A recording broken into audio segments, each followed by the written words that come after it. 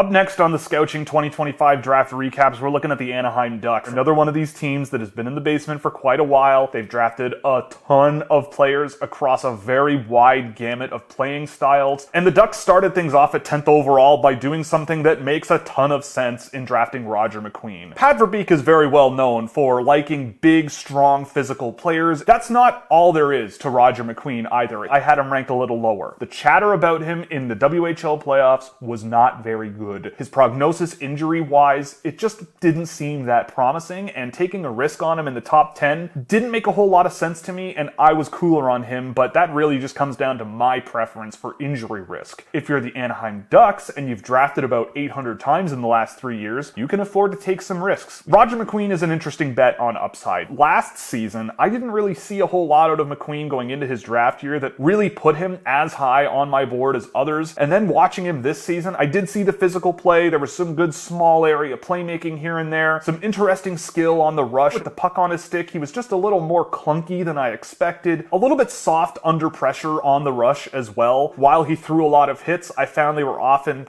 a second and a half after the pass was made, so didn't really factor into the play much at all. If McQueen can really ramp those things up and stay healthy, then I can absolutely see how this could be a really nice upside swing. I see him in the same boat as a lot of other players in this year's draft, guys like Brady Martin especially, even a Caleb Desnoyers, where third-line center seems perfectly acceptable as an expectation for him. But if his development goes really, really positively, you might have a good second-line center here that can play behind a guy like a Leo Carlsson. I didn't see much during the course of this season, and asking some NHL people I know why I might be wrong about that, it's about the what if. I think the what if about Roger McQueen is really strong, and in terms of your tolerance for what if players, I could see you seeing this guy as a pick that's a steal at 10, but I disagree. He's 6'6". He's going to be putting on more weight onto a body that has already had back problems. I know he said he's 100% healthy. This is a physical sport. He plays a physical role. He's going to be doing a lot of damage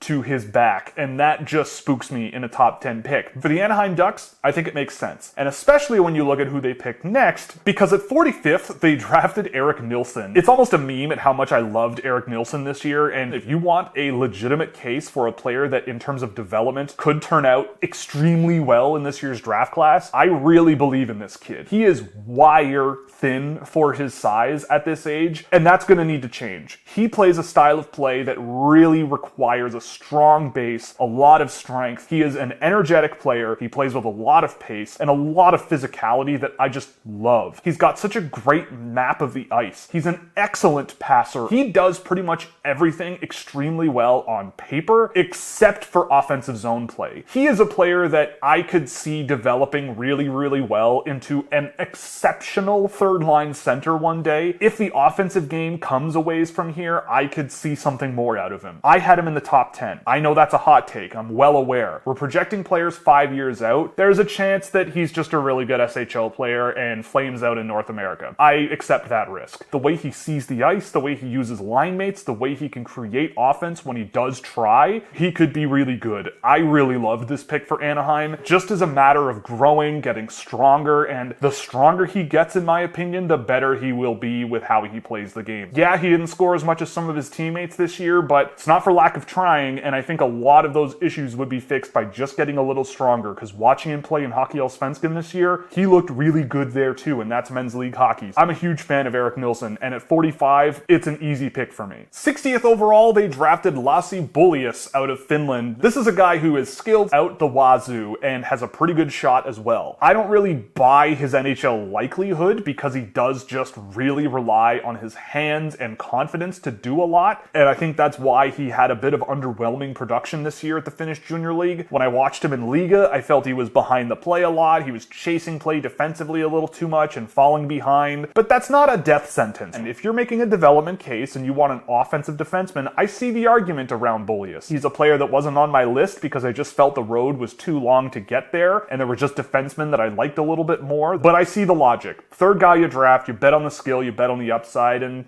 You see where it goes. At 72nd, I was a little bit surprised to see them take Noah Reid here. Reid is an interesting player. I watched him a little bit with the London Knights this year, and Reid was a player who did stick out at times with the smarts and the energy that he brings to the game. And if Anaheim is looking for these just energetic, sort of close quarters offense style guys who like to make a little bit of chaos and know how to handle it pretty well, I see the logic behind Noah Reid. At 72nd, I think I would have gone a different direction here, but for what they're looking for in a player, from what I can gather, he checked a lot of the boxes, and I think that that's valuable. There may be a little bit of like an echo of an Easton Cowan here. Really smart playmaker, really reads play well, and he's got a competitive edge to him. And if he becomes a player anything like Easton Cowan for a 72nd overall pick, it's a good bet. At 101st, Anaheim drafted Drew Schock. I never really noted him at all watching the NTDP this year, except for maybe some puck carries here and there. But then the under-18s came along, and for lack of a better word, Drew Schock shocked me. A really dynamic and aggressive offensive defenseman who was pushing play really well, and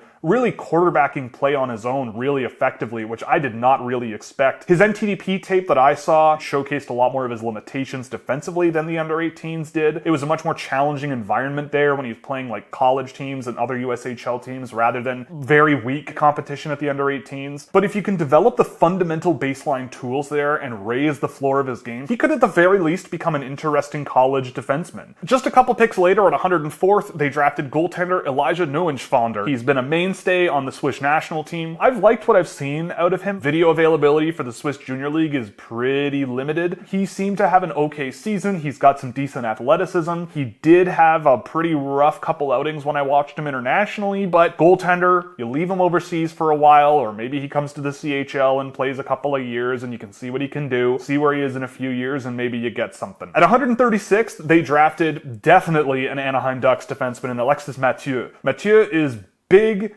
heavy, physical. There is not a whole lot of offense to his game. This is another one of those Noah Warren, Nathan Gaucher style picks. Physicality and that defensive ability is the focus of their game. If he turns out to play 20 games in the NHL for you, that's a good pickup at 136th, and he's the type of player that a coach might throw into a game and see what he can do in a few years and at least be a good defensive stopper, because there is a physical edge to his game. He boxes out the front of the net. Not the type of player I target in the draft, but this is something that Anaheim prioritizes, and he's a decent example of it. Then at 159th, they drafted Emil Gite. Gite did show some really good finishing ability, some good off-puck smarts, and he did look like an interesting potential top 2 or 3 round pick for this year's draft, but then his game just didn't grow. As I thought at the Holinka tournament, he had a couple of nice shots. I think there was a nice goal mixed in there, but watching him in the queue this year, he just didn't really do a whole lot, but once the puck got to him, he did have some energy and attacked the net a little bit, and he does have some finishing ability, but it didn't really move me enough to put him on my list, and I feel like almost every NHL team agrees with me, considering he was the 8th player that Anaheim picked this year. It's a bet on what was shown in the past. It's a bet on maybe figuring out the pedigree that got him to this point in his career, being a Holinka member. I didn't really see it with Gite this year, but if you want to take a bet on maybe gathering what he had in his years past, then great. But at 168th, they made a pick that I just loved in Anthony Alang. I had Alang at 81st on my board. This is a great pickup. I think he's awesome. He's a long way away. This is one of the youngest players in this year's draft. I noted him for the first time playing USHL preseason hockey. I actually messaged someone with Sioux City this year going,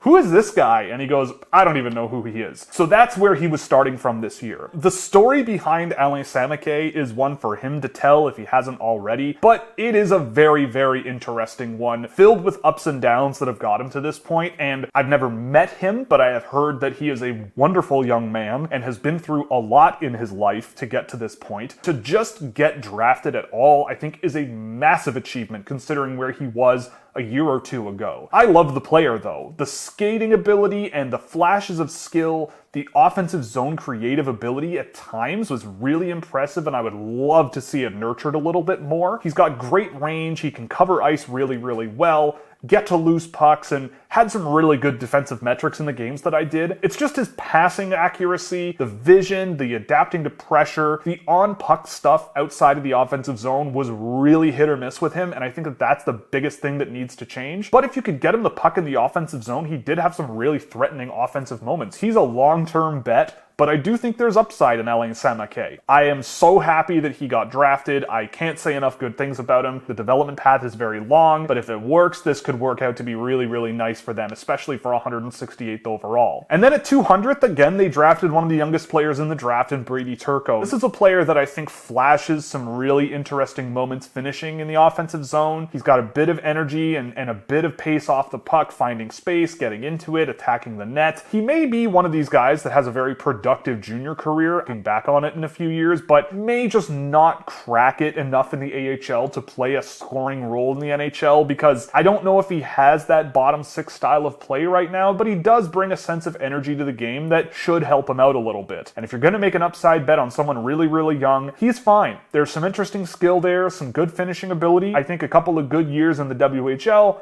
maybe his career takes a turn for the better. I could see it with the foundation of talent that he has right now. So for the Anaheim Ducks, I'm giving them a 1D. I think they did overall some really interesting things in this year's draft class. Roger McQueen is a huge swing for the fences at 10. I think they'll get something out of him. Eric Nilson at 45, that might turn out to be, if things go right, the pick of the draft. Maybe I'm a little too bullish on that, but if he does hit, he could be an extremely valuable player. It's just going to be a matter of the fun stuff coming a ways in his game once the puck is in the offensive zone. Lassi Bullus and Drew Schock are interesting offensive defenseman bets. I would throw Anthony Matias in that argument as well. They've got some nice skill in Brady Turko, some real beef in Alexis Matias. Noah Reed is a nice balance of all of the above. Emil Gite, there might be a nice mystery box player there too. A wide breadth of possibilities for this group of players, I would say, especially with their first few picks off the board, but I at least respect the risk taking and I can at least see the trajectory with these guys. A quick note before we finish today's video, I just wanted to mention, we are at 9,600 subscribers, give or take. Getting to 10,000 before next season would mean the world to me. So if you are not subscribed, which about half of our viewers aren't, I would suggest subscribing because I'm biased, but we have some good content coming, and our live shows twice a week are really fun. We get to talk about hockey, we talk about whatever else you want, we can talk about the time I ate an onion, we can talk about the future of the sport, we can talk about the current state of the NHL, and we just try to have some fun a couple times a week, and it's always great to see people come by. Thanks to everybody who already is subscribed. Let's get to 10K. That's a nice little project for us to do now. And with that, we're going to call it. If you liked the video, definitely like and subscribe. If you really liked it, definitely consider a subscription over at Scouching.ca, where you can get access to all kinds of fun data tools and our Discord server and plenty of other fun stuff that you're just not going to find anywhere else on the internet. So check that out at Scouching.ca. Thank you for watching, and we'll see you in the next one.